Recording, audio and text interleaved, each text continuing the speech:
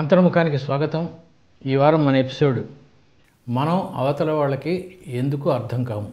దేవుడు ఉన్నాడనేవాడు, దేవుడు లేడనేవాడు ఎంత కొట్లాడుకుంటారంటే తమ అభిప్రాయం కరెక్ట్ అని ఇతను అనుకుంటాడు, తమ అభిప్రాయం కరెక్ట్ అని అతను అనుకుంటాడు. ఇతనికి ఇతను అర్థం కాడు, ఇతనికి ఇతను అర్థం కాడు. భార్యాభర్తలు కూడా అంతే. ఒక భార్యకి ఒక టేస్ట్ ఉండొచ్చు, భర్తకి ఇంకో టేస్ట్ ఉండొచ్చు. ఇద్దరు ఎప్పటికీ ఒక అభిప్రాయానికి రారు. ఒక్కోసారి పట్టు ఉండాలి, ఒకసారి విడుపు ఉండాలి. ఇలాంటి అభిప్రాయాలు భేదాలు ఎందుకు వస్తాయో చిన్న ఎగ్జాంపుల్ చెప్తాను.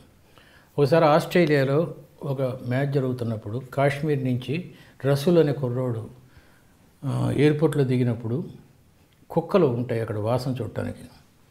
అది వస్తుంటే నా బ్యాగ్ కుక్క వాసన చూడటానికి వీలు లేదు అన్నాడు రసూల్. పేరు రసూల్. అందుకని అతను టెర్రరిస్ట్ ఏమో పెద్ద గొడవ జరిగింది.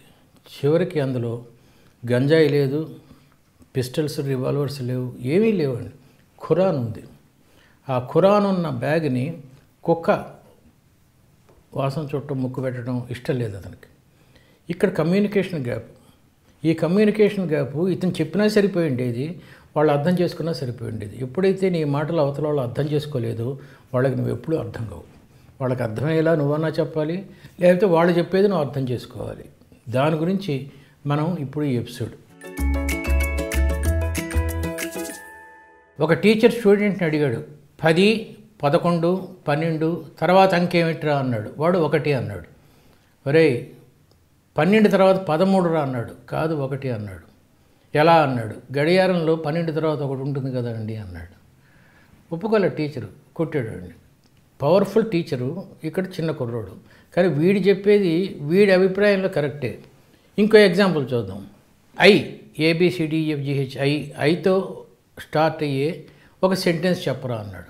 ఐ ఈజ్ అన్నాడు. ఒరే అథవా ఐ తర్వాత యామ్ రావాలరా. I'm a boy, I'm a student. I తర్వాత యామ్ రావాలన్నాడు. I is 9th letter in English అన్నాడు. వాడు చెప్పింది కరెక్ట్, కానీ టీచర్కి అర్థం కావట్లా. ఫస్టే ముందు తిట్టేశాడు కుర్రోడిని. సో అవతల వాడు చెప్పేది మనకు అర్థం కాకపోతే మన అభిప్రాయమే కరెక్ట్ అనుకున్నప్పుడు ఇలాంటి తప్పులు జరుగుతూ ఉంటాయి. 30ని సగంతో భాగించి 5 కలిపితే ఎంత? 30ని సగంతో భాగించి 5 కలిపితే ఎంత? 20 అంటారు. కాదండి, 30ని సగంతో భాగిస్తే 60. 30 × 1/2 ఈజ్ 60. 60 + 5 65. ఎప్పుడైతే అవతల వాడికి నీ అంత పరిజ్ఞానం లేదో వాడు నిన్ను అపార్థం చేసుకుంటాడు. ఇలాగా వస్తాయి అభిప్రాయ భేదాలు. మనకొక దృక్పథం ఉండి అవతల వాళ్ళకి ఇంకో దృక్పథం ఉంటే మనం అవతల వాళ్ళకి ఎప్పుడూ అర్థం కాము, వాళ్ళు చెప్పేది మనకు అర్థం కాదు. నన్ను అడుగుతూ ఉంటారు కొంతమంది, who is the best scientist in the world అని. నా ఉద్దేశంలో బెస్ట్ సైంటిస్ట్ ఈజ్ న్యూటన్.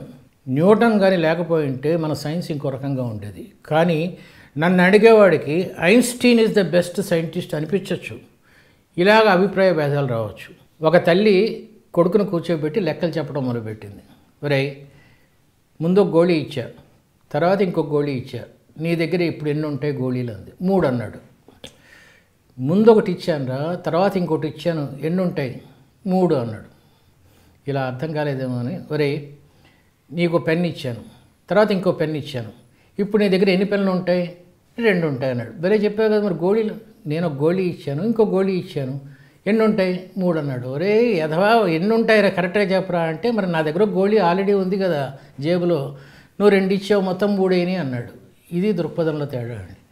మనం చెప్పేది అవతలవాడికి ఎందుకు అర్థం కాదు, అవతలవాడిని మనం ఎందుకు అర్థం చేసుకోలేము అనేది ఇది చాలా చిన్న చిన్న ఎగ్జాంపుల్స్లో కనబడతాయి. కానీ భార్యాభర్తల మధ్య, తండ్రి కొడుకుల మధ్య, తల్లి కూతుళ్ళ మధ్య అన్నింటిలో కూడా గొడవలు రావడానికి ఇదే కారణం. ఒకరోజు నేను ఇక్కడి నుంచి విశాఖపట్నం వెళ్తున్నప్పుడు విమానంలో కూర్చుంటే కిటికీలోంచి బయటకు చూస్తుంటే బ్యూటిఫుల్ మేఘాలండి, ఒక దూది పరిచినట్టు ఉంటే ఇటు పక్క వాడిని చూడండి మేఘాలు ఎంత బాగున్నాయో అంటే, ఇది ఫస్ట్ టైం మీరు విమానం ఎక్కడం అన్నాడు. అంటే అతనికి టేస్ట్ లేదు. నేనేమనుకున్నానంటే ఆనందిస్తాడు కదా అనుకున్నాను. అతనేమనుకున్నాడంటే నేను చాలా చిన్న గ్రామీణంలో ఎక్కడ వచ్చాను, విలేజ్ నుంచి వచ్చాను కాబట్టి ఫస్ట్ టైం చూసి అతనికి చెప్దామని అతను. ఇది అభిరుచుల్లో తేడా అండి. అతను నిజంగా కొంచెం భావకతం ఉంటే అతను కూడా చూసి భలే ఉంది అని ఉండేవాడు అనమాట. మన అభిరుచి వాళ్ళ అభిరుచి, ముఖ్యంగా పెళ్ళైన కొత్తలో ఇది జరుగుతూ ఉంటుందండి. ఊటీ వెళ్దాం అంటాడు. ఊటీ వెళ్ళినప్పుడు భార్య ఉంటుంది కొంచెం కొండలు నదులు జలపాతాలు సెలయేళ్ళు చూద్దామని ఉంటుంది. కొత్తగా పెళ్ళైంది కదా రూమ్లోనే ఉందాం అంటే అడుగుతాం. ఇతని అభిరుచి వేరు, ఆవిడ అభిరుచి వేరు, ఇలాగే గొడవలు స్టార్ట్ అవుతాయి.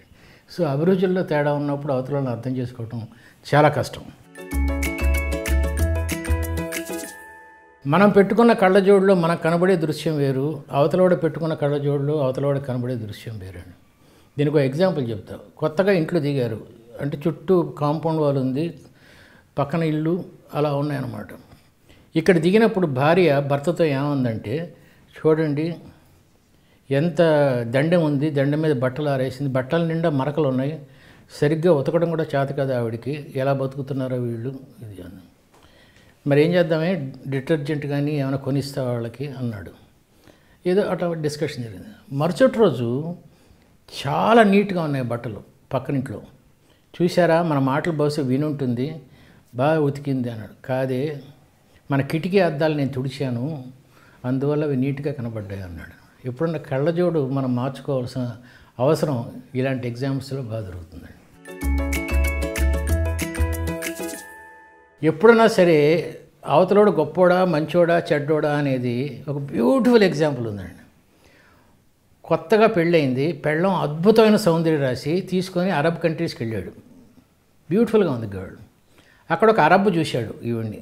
చూసి, నీకు కొత్తగా పెళ్ళయింది కదరా, నీ భార్యను వదిలేసేయి, అరబ్లో నీకు 100 ఏనుగులు 1000 గుర్రాలు 2000 మేకలు ఇస్తాను, నీ భార్యను వదిలేసి వెళ్ళిపోంటే చచ్చిన వాదనలు, నేను చచ్చిన వాదనలు అన్నాడు.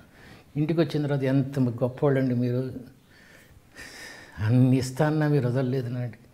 కాదే, అవన్నీ ఎలా తెచ్చుకోవాలి ఇండియాకి నాకు అర్థం కాక నిన్నే తెచ్చుకున్నాను అన్నకు అన్నాడు. సో అవతల వాళ్ళు అందరూ గొప్పోళ్ళు అనుకునేది ఎప్పుడు గొప్పోడు కాకపోవచ్చు, వాళ్ళ మనసులో వేరే అభిప్రాయం కూడా ఉండొచ్చు. ఇది ఒక ఎగ్జాంపుల్. నీ అభిప్రాయం చివరి వరకు విని తర్వాత చెప్పు, అది టాపిక్ అండి. ఒక ఉపన్యాసకుడు నాలాంటి వాడు ఒక 1000 మంది సభలో మాట్లాడుతున్నాడు. ఏం మాట్లాడాడంటే, ఒక ఆవిడ ఉంది మేనత్త, మేనలుడు 7వ క్లాసు 8వ క్లాసు చదువుతున్నాడు, ఆ ఇంట్లో ఉండి చదువుకుంటున్నాడు. ఒకరోజు ఈ మేనత్తకి టీచర్ ఒక ఉత్తరం రాసింది, మీ కుర్రవాడు మగ ఆడ తేడా తెలియకుండా పిచ్చి పిచ్చిగా ప్రవర్తిస్తున్నాడు, కొంచెం ఆ తేడా చెప్పండి అన్నట్టు ఏదో ఉత్తరం రాసింది. ఈవిడ తలుపు వేసేసిన తర్వాత వాడిని నిలబెట్టి, ఒరే జాకెట్ ఇప్పరా అంది. ఉపన్యాసకుడు ఇది చెప్పేసరికి జనం అంతా హాహాకారాలు చేశారు. ఏంటిది, లేడీస్ ఉన్నారు, అంత కపుల్స్ ఉన్నారు, ఇలాంటప్పుడు ఇంత బూతులు మాట్లాడుతున్నావా, ఇది అది అని చెప్పాడు. వీడు కంప్లీట్ చేయనివ్వండి నన్ను, నేను చెప్పేది ఏంటంటే జాకెట్ ఇప్పరా అన్నప్పుడు వాడు జాకెట్ ఇప్పాడు. ఎవరిది, వాడే వేసుకున్నాడు జాకెట్. వాడికి మగ ఆడ తేడా తెలియట్లేదు, ఇంట్లో జాకెట్లు వేసుకుంటున్నాడు, చెల్లెళ్ళు తాగు లంగాలో పెట్టుకుంటున్నాడు.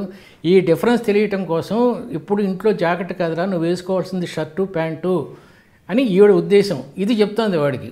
కానీ పాఠకులు, ఆ శ్రోతలు, వినేవాళ్ళు ఇంతవరకు ఆగట్లేదు అసలు వాళ్ళు. కాబట్టి ఎప్పుడన్నా సరే అవతలవాడు చెప్పేది పూర్తిగా విను, వాడు ఏం చెప్పదలుచుకున్నాడో, వాడి మనసులో ఏముందో, ఇది పాయింట్. ఇది కూడా కొంచెం బూతు కాదు కానీ ఇది కూడా మామూలుగానే ఉంటుందండి. ఒకరోజు భర్త ఇంట్లో లేనప్పుడు భార్య డ్రాయర్ తీసింది. డ్రాయర్ తీస్తే అందులో 2 కోడిగుడ్లు కనబడ్డాయి. ఏంటండి మీ డ్రాయర్లో కోడిగుడ్లు ఉంది. చెప్పకూడదు, లేదు చెప్పండి ప్లీజ్, ఏంటండి 2 కోడిగుడ్లు అంటే ఏమన్నాడంటే, భార్యకి భర్త ద్రోహం చేయకూడదే, అలా ద్రోహం చేసినప్పుడు పాప పరిహారార్థం ఒక కోడిగుడ్డు నేను పెట్టుకున్నాను. ఎంత మంచివాళ్ళండి, ఇన్నాళ్ళు సంసారం చేస్తే కేవలం 2 తప్పులు చేశారు మీరు, అంతే కదా, పర్లేదండి క్షమించానంది. ఆ పక్కనే 2 కోడిగుడ్లు పక్కన 2000 రూపాయల నోట్లు కనబడ్డాయి. ఈ డబ్బు ఏంటండి అంది. కోడిగుడ్లు పాడైపోతాయి కదా, అందుకని వారం రోజులాగానే అమ్మేస్తున్నాను, ఆ డబ్బులు అవి అన్నాడు. అర్థమవుతుంది కదండి. సో ఎప్పుడైనా సరే అవతలోడు చెప్పేది వాళ్ళని అర్థం చేసుకోవాలంటే పూర్తిగా విను. ఇదంతా కామెడీగా చేయడానికి నేను ట్రై చేశాను, కానీ సీరియస్గా తీసుకుంటే కమ్యూనికేషన్ గ్యాప్ అనేది చాలా దరిద్రమైన పాయింట్ అండి. మనం చెప్పేది అవతలోడికి అర్థం కాకపోయినా, ఆర్గ్యూ చేసినా, వాళ్ళని వాదించిన, వాదన వేరు, డిస్కషన్ వేరు, ఆర్గ్యుమెంట్ వేరు. ఎప్పుడన్నా సరే ఆర్గ్యూ చేయకండి, డిస్కస్ చేయండి. అవతలవాడు చెప్పేది వాడి కళ్ళజోడుతో చూడండి, వాడి చెవులతో వినండి, వాడు ఏ పరిస్థితిలో అది చేశాడో అర్థం చేసుకోండి. అప్పుడు మీ మనసు మీకు ప్రశాంతంగా ఉంటుంది. నమస్తే.